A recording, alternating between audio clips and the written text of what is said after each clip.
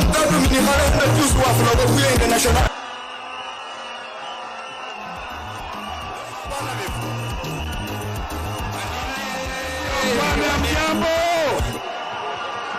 Amjambo tena Mlembe, kumbe mnajua hiyo kabisa.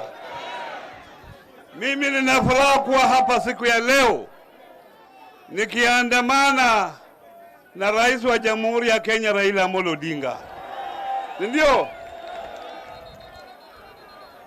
Lakini kwanza nataka niwashukuru wale viongozi kutoka hapa Pwani.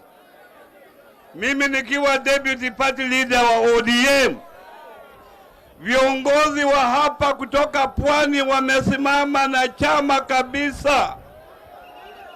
Hasa huyu mama Mishi Mbogo, huyu mama tangu aingie bunge amefanya kazi mzuri. Huyu mama mumushikilie kabisa, ameshikilia chama hapa, chama cha ODM na Azimio kwa jumla, si ndio?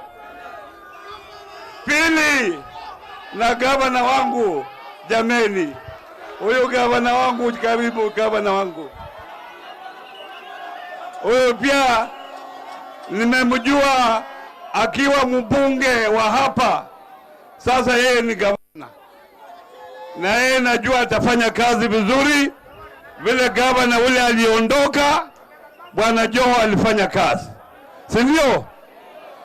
Bas, mimi nimekuwa na nafasi ya kutembea kwa hizi mikutano zote ambazo tumetembea karibu miezi miwili iliyopita. Nina furaha, nimepata wananchi watulivu kabisa, na mimi ningeomba muendelee kuwa watulivu. Hata kukifanya maandamano tarehe 20, tufanye maandamano hayo kwa mambo ya imani kabisa. Nyinyi nataka nimwambie yale mambo matatu ambapo baba amesema, ambayo imetuleta hapa. Hiyo ni shida ya kila mtu katika Kenya hii.